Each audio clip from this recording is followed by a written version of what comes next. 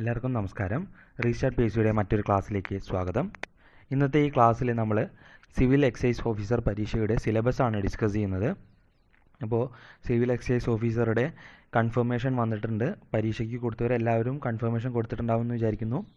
നമുക്കിന്ന് അധികം സമയം ഉണ്ടാവില്ല, വളരെ വേഗത്തിൽ തന്നെ പഠിച്ചെടുക്കണം. അതിന് സിലബസ് വളരെ മുഖ്യമാണ്. സിലബസ് എന്താണെന്ന് നമുക്കൊന്ന് നോക്കാം. സിവിൽ എക്സൈസ് ഓഫീസർ ട്രെയിനി സിലബസാണ്. അതിലെ പൊതുവിജ്ഞാനം ഭാഗത്ത് നിന്നും ചരിത്രത്തിലെ 5 മാർക്കും, ഭൂമിശാസ്ത്രത്തിൽ 5 മാർക്ക്, ധനതത്വശാസ്ത്ര അഥവാ എക്കണോമിക്സിൽ നിന്ന് 5 മാർക്ക്, ഇന്ത്യൻ ഭരണഘടന ഇന്ത്യൻ കോൺസ്റ്റിറ്റ്യൂഷനിൽ നിന്നും 8 മാർക്കും, കേരള ഭരണവും ഭരണ സംവിധാനവും എന്ന ഭാഗത്ത് നിന്ന് 3 മാർക്കും, ജീവശാസ്ത്രവും പൊതുജനാരോഗ്യവും എന്ന ഭാഗത്ത് നിന്ന് 4 മാർക്കും, ഭൗതികശാസ്ത്രം എന്ന ഭാഗത്ത് 3 മാർക്കും, രസതന്ത്രം 3 മാർക്ക്. അങ്ങനെ ജീവശാസ്ത്രവും ഭൗതികശാസ്ത്രവും രസതന്ത്രവും ടോട്ടൽ ബയോളജി അല്ലെങ്കിൽ സയൻസ് എന്ന ഭാഗത്ത് നിന്ന് 10 മാർക്കാണുള്ളത്. ദെൻ കല, കായികം, സാഹിത്യം, സംസ്കാരം എന്നീ ഭാഗങ്ങളിൽ നിന്ന് 4 മാർക്കിനുള്ള ചോദ്യം. അപ്പോൾ ഓരോന്നും ഓരോ ചോദ്യം പ്രതീക്ഷിക്കാം. ചിലപ്പോൾ നോബൽ പ്രൈസുകളായിരിക്കാം, ചിലപ്പോൾ ഇപ്പോൾ നടന്ന ഒളിമ്പിക്സിനെ സംബന്ധിച്ചുള്ളതായിരിക്കാം, അല്ലെങ്കിൽ ഇനി വരുന്ന ഒളിമ്പിക്സിനെ സംബന്ധിച്ചായിരിക്കാം. അങ്ങനെയൊക്കെ ആയിരിക്കാം ചോദ്യങ്ങൾ. ദെൻ ആനുകാലിക വിഷയങ്ങളിൽ നിന്നും 10 മാർക്കാണ് ഉള്ളത്. ആനുകാലിക വിഷയങ്ങളിൽ നിന്ന് ഈ 10 മാർക്ക് മാത്രമല്ല ഉണ്ടാവുക. നമ്മുടെ ഇന്ത്യൻ ഭരണഘടനയെ സംബന്ധിച്ചോ അല്ലെങ്കിൽ ഭൗതിക ശാസ്ത്രത്തെ സംബന്ധിച്ചോ രസതന്ത്രത്തെ സംബന്ധിച്ചോ ഉള്ള ചോദ്യങ്ങളൊക്കെ പൊതുവിജ്ഞാനമായിട്ടും ആനുകാലിക വിഷയങ്ങളായിട്ടുള്ള ചോദ്യങ്ങളും ഉൾപ്പെടുത്താനുള്ള സാധ്യതയുണ്ട്. അപ്പോൾ ആനുകാലികം വെറും 10 മാർക്കാണെന്ന് വിചാരിക്കരുത്. ആനുകാലികം വളരെ ഇമ്പോർട്ടൻ്റ് ആണ്. ദെൻ ലഘുഗണിതവും മാനസിക ശേഷിയും നിരീക്ഷണ പാഠവും പരിശോധനയും 10 മാർക്കാണ്. അപ്പോൾ കണക്കും മെൻ്റൽ എബിലിറ്റിയിൽ നിന്നും 10 മാർക്കാണ് നമുക്കുള്ളത്. ദെൻ ജനറൽ ഇംഗ്ലീഷിൽ നിന്നും 10 മാർക്ക്, പ്രാദേശിക ഭാഷകൾ അഥവാ മലയാളം, കന്നഡ തുടങ്ങിയ ഭാഷകളിൽ നിന്ന് മലയാളമായിരിക്കും മിക്കവാറും എല്ലാവരും ഓപ്റ്റ് ചെയ്തിട്ടുണ്ടാവുക, 10 മാർക്കാണ് ഉള്ളത്. ദെൻ ബാക്കി 20 മാർക്ക് സ്പെഷ്യൽ ടോപ്പിക്കാണ്. അപ്പോൾ സിവിൽ എക്സൈസ് പരീക്ഷയുടെ 20 മാർക്കാണ് സ്പെഷ്യൽ ടോപ്പിക്ക്. സ്പെഷ്യൽ ടോപ്പിക്ക് വളരെ ഇമ്പോർട്ടൻ്റ് ആണ്. ദെൻ വേഗത്തിൽ നമുക്ക് ഈ ഒരു സിലബസിൻ്റെ ഡീറ്റെയിൽസിലോട്ട് കിടക്കാം. ബാക്കി നമ്മൾ കാണാറുള്ള സാധാരണ പരീക്ഷകളിൽ നിന്നെല്ലാം സെയിം ആയിട്ടുള്ളൊരു സിലബസ് തന്നെയാണ്. ചരിത്രത്തിൽ നിന്ന് 5 മാർക്കാണ്. അതിൽ കേരള ചരിത്രമുണ്ട്, യൂറോപ്യന്മാരുടെ വരവ് മുതൽ ദെൻ 1956 ശേഷമുള്ള കേരള സാമൂഹിക ചരിത്രം വരെയുള്ള കാര്യങ്ങൾ അവിടെ നമുക്ക് പഠിക്കാനുണ്ട്.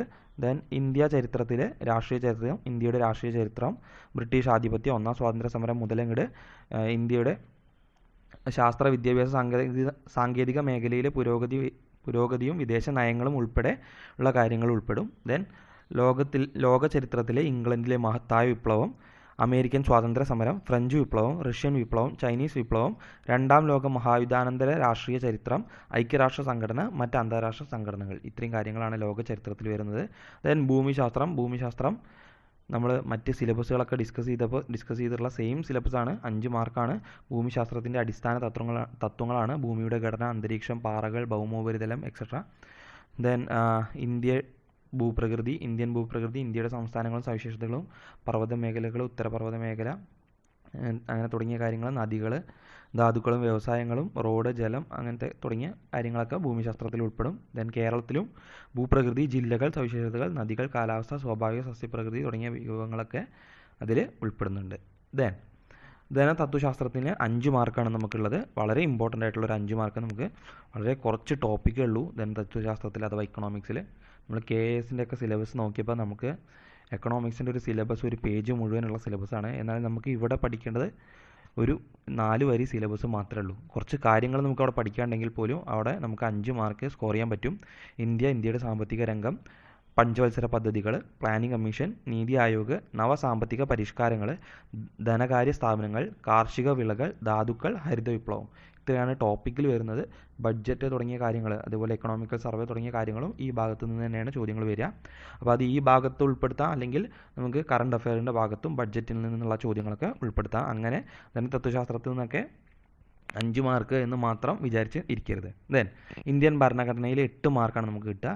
ഇന്ത്യൻ ഭരണഘടനാ നിർമ്മാണ സമിതി, ആമുഖം, പൗരത്വം, മൗലികാവകാശങ്ങൾ, നിർദ്ദേശക തത്വങ്ങൾ, മൗലിക കടമകൾ, ഗവൺമെൻറ്റിൻ്റെ ഘടകങ്ങൾ, പ്രധാനപ്പെട്ട ഭരണഘടനാ ഭേദഗതികൾ 42, 44, 52, 73, 74, 86, 91 എന്നീ ഭരണഘടനാ ഭേദഗതികൾ പഠിക്കണം. നിർബന്ധമായിട്ടും അത് പഠിച്ചു വെക്കണം. ദെൻ പഞ്ചായത്തി രാജ് ഭരണഘടനാ സ്ഥാപനങ്ങളും അവയുടെ ചുമതലകളും, union list, state list, concurrent list. അപ്പോൾ ഈ ലിസ്റ്റുകളെ പറ്റിയൊക്കെ പഠിച്ചു വയ്ക്കുക. ദെൻ കേരളം ഭരണവും ഭരണ സംവിധാനവും എന്ന ഭാഗത്തു നിന്ന് 3 മാർക്കാണ്. അവിടെ കേരള സംസ്ഥാന സിവിൽ സർവീസ്, ഭരണഘടനാ സ്ഥാപനങ്ങൾ, വിവിധ കമ്മീഷനുകൾ, സാമൂഹിക സാമ്പത്തിക വാണിജ്യ ആസൂത്രണ അടിസ്ഥാന വിവരങ്ങൾ, ദുരന്ത നിവാരണ അതോറിറ്റി, ദെൻ തണ്ണീർത്തട സംരക്ഷണം, തൊഴിലും ജോലിയും, ദേശീയ ഗ്രാമീണ തൊഴിൽ പദ്ധതി, ഭൂപരിഷ്കരണങ്ങൾ, സ്ത്രീകൾ, കുട്ടികൾ, മുതിർന്ന പൗരന്മാർ എന്നിവരുടെ സംരക്ഷണം, സാമൂഹ്യ ക്ഷേമം, സാമൂഹ്യ സുരക്ഷിതത്വം എന്നീ ഭാഗങ്ങളിൽ നിന്നും 3 മാർക്കാണുള്ളത്. ദെൻ ജീവശാസ്ത്രവും പൊതുജന ആരോഗ്യവും എന്ന ഭാഗത്ത് നിന്ന് 4 മാർക്കിനുള്ള ചോദ്യങ്ങളാണ് ഉണ്ടാവുക.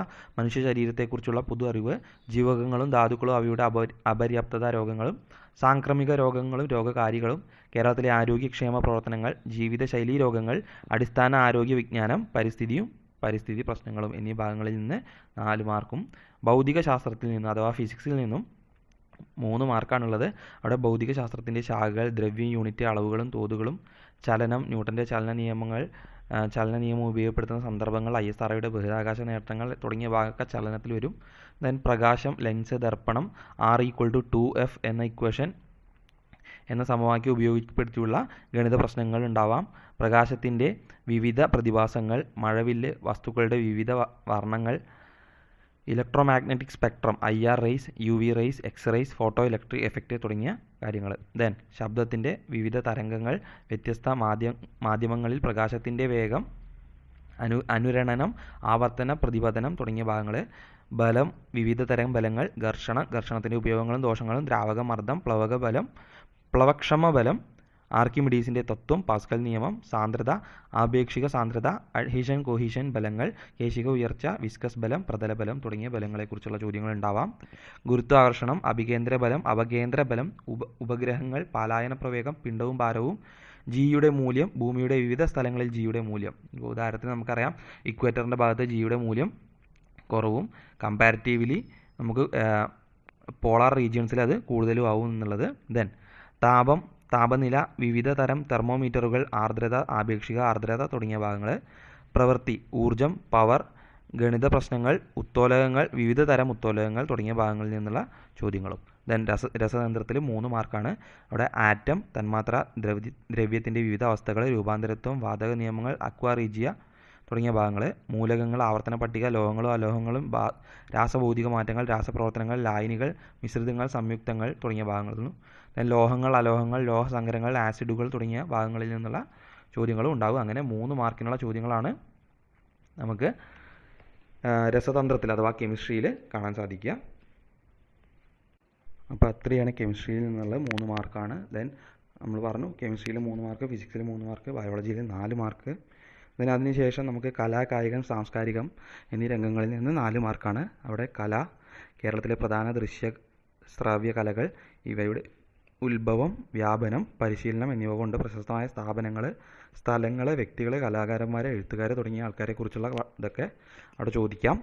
ദെൻ കായികത്തിൽ നിന്ന് കായിക രംഗത്ത് വ്യക്തിമുദ്ര പതിപ്പിച്ച കേരളത്തിലെയും ഇന്ത്യയിലെയും ലോകത്തിലെയും പ്രധാന കായിക താരങ്ങൾ, അവരുടെ കായിക ഇനങ്ങൾ, അവരുടെ നേട്ടങ്ങൾ, അവർക്ക് ലഭിച്ച ബഹുമതികൾ തുടങ്ങിയ ചോദ്യങ്ങളുണ്ടാവാം. പ്രധാന അവാർഡുകൾ, അവാർഡ് ജേതാക്കൾ, ഓരോ അവാർഡും ഏത് മേഖലയിൽ പ്രകടനത്തിനാണ് നൽകിയത് എന്നറിവ്. ഉദാഹരണത്തിന് അർജുന അവാർഡ് പോലുള്ള, അതുപോലെ തന്നെ മേജർ ഖേൽ രത്ന പുരസ്കാരങ്ങൾ പോലെയുള്ള അവാർഡുകളൊക്കെ അവിടെ ചോദിക്കാം. പ്രധാന കായിക ഇനങ്ങൾ, പങ്കെടുത്ത കളിക്കാരുടെ എണ്ണം, കളിക്കാരുമായി ബന്ധപ്പെട്ട പ്രധാന പദങ്ങൾ, ഒളിമ്പിക്സ്, അടിസ്ഥാന വിവരങ്ങൾ, പ്രധാന വേദികൾ, രാജ്യങ്ങൾ, പ്രശസ്തമായ വിജയങ്ങൾ, കായിക താരങ്ങൾ, ഒളിമ്പിക്സിൽ ഇന്ത്യയുടെ ശ്രദ്ധേയമായ പ്രകടനങ്ങൾ, വിൻ്റർ ഒളിമ്പിക്സ്, പാരാഒളിമ്പിക്സ് തുടങ്ങിയ ഭാഗങ്ങളിൽ നിന്നുള്ള ചോദ്യങ്ങൾ ഉണ്ടാവാം. Asian Games, Afro Asian Games, Commonwealth Games, SAF Games തുടങ്ങിയ ചോദ്യങ്ങൾ. വേദികൾ, രാജ്യങ്ങൾ, ഇന്ത്യയുടെ ശ്രദ്ധേയമായ പ്രകടനം, ഇതര വസ്തുതകൾ തുടങ്ങിയ ഭാഗങ്ങളും ചോദിക്കാം. ദേശീയ ഗെയിംസ് ഇനങ്ങൾ, മത്സരങ്ങൾ, താരങ്ങൾ, നേട്ടങ്ങൾ, ഓരോ രാജ്യത്തിൻ്റെയും ദേശീയ കായിക ഇനങ്ങൾ, വിനോദങ്ങൾ. ഇവിടെ ദേശീയ ഗെയിംസൊക്കെ നമുക്ക് ഈയിടെ കഴിഞ്ഞ ഗെയിംസൊക്കെ ചോദിക്കാനുള്ള സാധ്യത വളരെ കൂടുതലാണ്. ഇത്രയും ടോപ്പിക്ക്, വളരെ കുറഞ്ഞ മാർക്കിന് ഇത്ര അധികം ടോപ്പിക്ക് വരുന്ന കാര്യങ്ങൾ നിങ്ങൾ ടോപ്പിക്ക് ഒരുപാട് പഠിച്ചുകൊണ്ടിരിക്കാതെ പ്രധാനപ്പെട്ടതെന്ന് തോന്നുന്ന ചോദ്യങ്ങൾ ശ്രദ്ധിച്ച് പഠിക്കാൻ ശ്രമിക്കുക.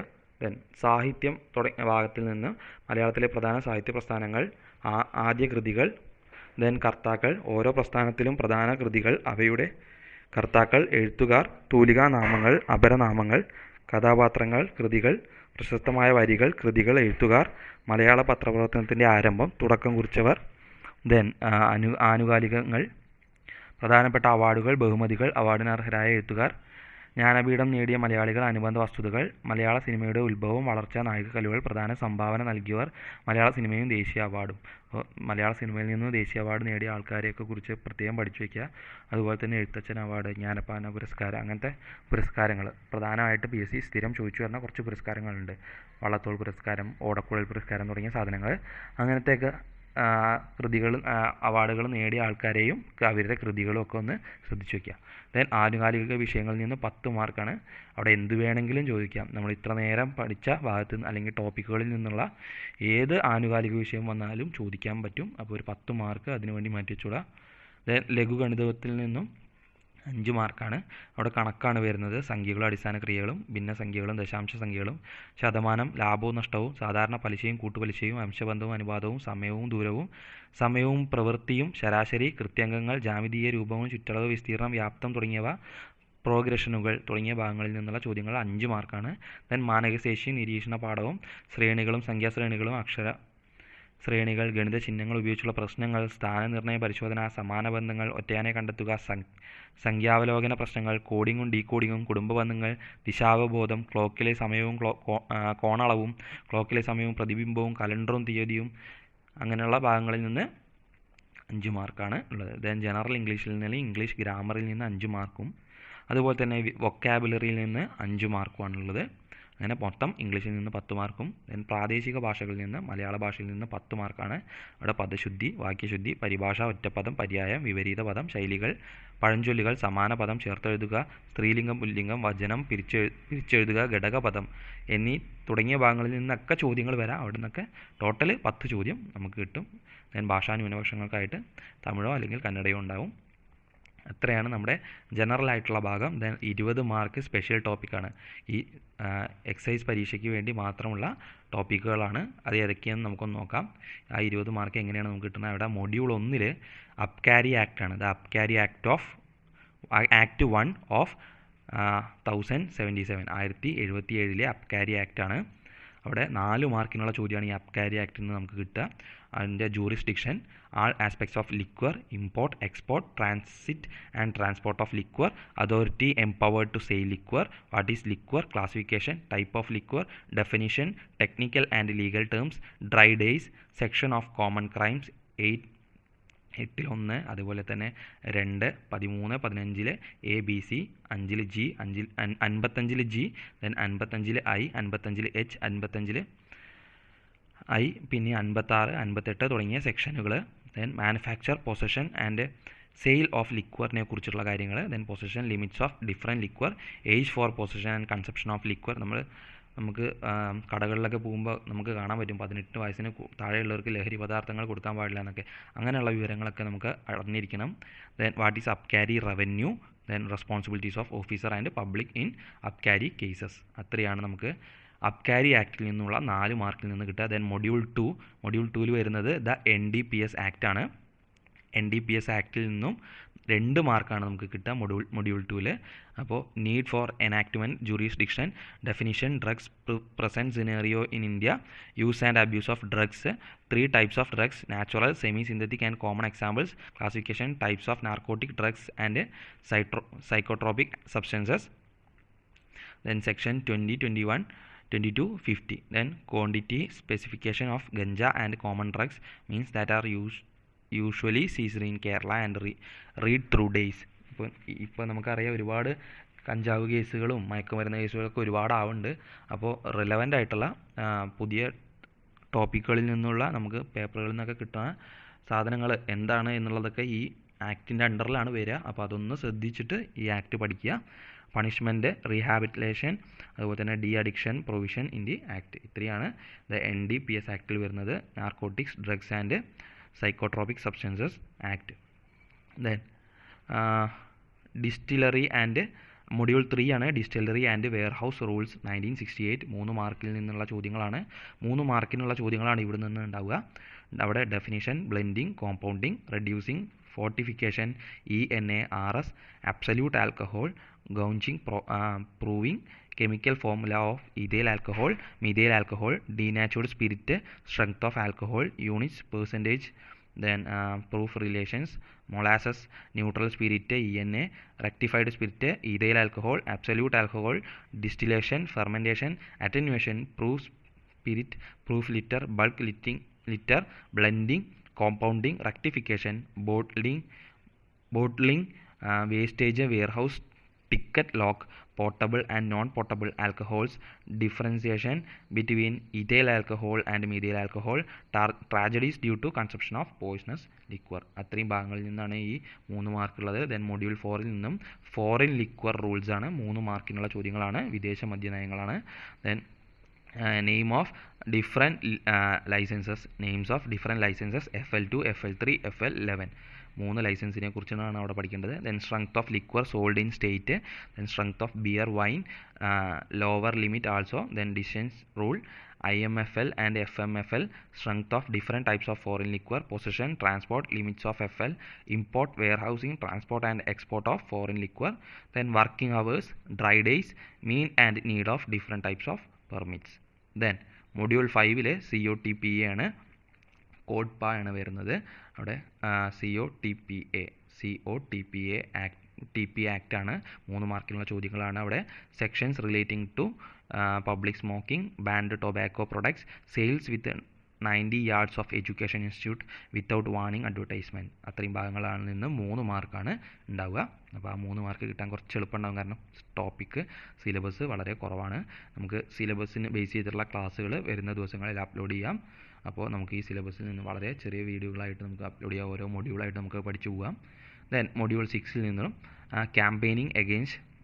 ക്യാമ്പയിൻ അഗെയിൻസ്റ്റ് ആൽക്കഹോളിസം എന്ന ഭാഗത്തിൽ നിന്ന് 3 മാർക്കിനുള്ള ചോദ്യങ്ങളാണ് ഉണ്ടാവുക. അവിടെ constitutional provisions of liquor provisions, നമുക്കറിയാം DPSPയിലെ മദ്യ നിരോധനത്തിനെ കുറിച്ചിട്ടൊക്കെ പറയുന്നുണ്ടല്ലേ, അതൊക്കെ നമുക്ക് ഈ ഭാഗങ്ങളിൽ ഉൾപ്പെടുത്താം. ദെൻ കോൺസ്റ്റിറ്റ്യൂഷണൽ പ്രൊവിഷൻസ് പറഞ്ഞു, liquor consumption present scenario, need for regulation, campaign against alcoholism and drug addiction, Vimukthi programme, functionaries under Vimukthi programme. ഇത്രയും ഭാഗങ്ങളിൽ നിന്ന് 3 മാർക്കാണ്. ദെൻ നമുക്കറിയാം ഏതൊരു സ്പെഷ്യൽ ടോപ്പിക് വന്നാലും അവിടുത്തെ സ്ഥിരം അംഗമാണ് ഈ ഇൻഫോർമേഷൻ ടെക്നോളജി ആക്ട്. അവസാനമുള്ളത് ഇൻഫോർമേഷൻ ടെക്നോളജി ആക്ടിൽ നിന്നും 2 മാർക്കാണ്. 18 മാർക്ക് നമ്മൾ ഈ ലഹരിയും മദ്യവും തുടങ്ങിയ അതിന് ബന്ധപ്പെട്ട നിയമങ്ങളും ഒക്കെയാണ്. Then 2 mark information technology act ആണ്. അതിൽ section 43 penalty and compensation of damage to computer systems. Then അടുത്ത section 43A compensation for failure to protect data. നിങ്ങൾ ഈ ഇൻഫോർമേഷൻ ടെക്നോളജിയിൽ ഏറ്റവും ചുരുങ്ങിയത്, ഈ ടെക്നോളജി ആക്ടിൽ ഏറ്റവും ചുരുങ്ങിയത് ഈ സിലബസ് എങ്കിലും പഠിച്ചു വയ്ക്കുക. 2 മാർക്കിൽ നിങ്ങൾക്ക് 1 മാർക്ക് കിട്ടാനുള്ള സാധ്യത ഉണ്ടാവും. അല്ലെങ്കിൽ ഈ 2 മാർക്കും ഈ സിലബസ് മാത്രം പഠിച്ചാൽ തന്നെ കിട്ടാനുള്ള സാധ്യത ഉണ്ട്. അപ്പോൾ അതൊന്നും നോക്കി വയ്ക്കുക. Section 65 tampering with computer source document. Then section 66 computer related offences. Then section 66B punishment four dishonesty receiving stolen computer resources or communication devices. Then section 66C punishment for identity theft ആണ്. section 66D punishment for cheating by personation by using computer resources. Then section 66F punishment for cyber terrorism. section 67 punishment for publishing or transmitting obscene material in electronic form. Then section 67A publishment for publishing or transmitting materials containing sexually explicit act etc. in electronic form. Then section 67B publishment for publishing or transmitting materials depicting children in sexually explicit act etc. in electronic form. Child pornography ഒക്കെ വരുന്നത് ഈ ഒരു ഭാഗത്താണ്. 67B വളരെ important ആണ്. Then section 72 penalty for breach of confidentiality and privacy. Then section 77B offences with 3 year imprisonment to be bailable. Then section 78 power to investigate offences. അപ്പോൾ ഇത്രയാണ് നമ്മുടെ ഇൻഫോർമേഷൻ ടെക്നോളജി ആക്ടിൽ വരുന്നത്. 2 മാർക്കിനുള്ള ചോദ്യങ്ങളാണ്. ഈ ഒരു ചോദ്യങ്ങളല്ല നമ്മൾ ഡിസ്കസ് ചെയ്തതെങ്കിൽ പോലും ഈ ഒരു സിലബസ് തന്നെ ചോദ്യങ്ങളാണ്. അതുകൊണ്ട് വളരെ ഇമ്പോർട്ടൻ്റ് ആയിട്ട് ഈ സിലബസ്, ഈ ഇൻഫോർമേഷൻ ടെക്നോളജിയുടെ ഈ സിലബസ് നിർബന്ധമായിട്ടും പഠിച്ചു വയ്ക്കുക. നമുക്ക് ഡീറ്റെയിൽ ആയിട്ടുള്ള ക്ലാസ്സുകൾ വരുന്ന ദിവസങ്ങളിൽ അപ്ലോഡ് ചെയ്യാം. അപ്പോൾ ഇത്രയാണ് നമ്മുടെ സിവിൽ എക്സൈസ് ഓഫീസറിൻ്റെ ഡീറ്റെയിൽ ആയിട്ടുള്ള സിലബസ് അറിഞ്ഞ് തന്നെ പഠിക്കാൻ ശ്രമിക്കുക. പരീക്ഷ വളരെ വേഗത്തിലുണ്ടാവും. നമുക്ക് ടോപ്പിക് വൈസ് ആയിട്ട് തന്നെ ക്ലാസ്സുകൾ കേട്ട് പഠിക്കാൻ ശ്രമിക്കുക. നമുക്ക് വരും ദിവസങ്ങളിൽ മറ്റ് ക്ലാസ്സുകൾ വീഡിയോയിൽ അപ്ലോഡ് ചെയ്യാം, ചാനലിൽ അപ്ലോഡ് ചെയ്യാം. അപ്പോൾ ഇത്രയാണ് ഇന്നത്തെ ഈ വീഡിയോയിലുള്ളത്. മറ്റൊരു ക്ലാസ്സുമായിട്ട് വീണ്ടും വരാം. Thank you.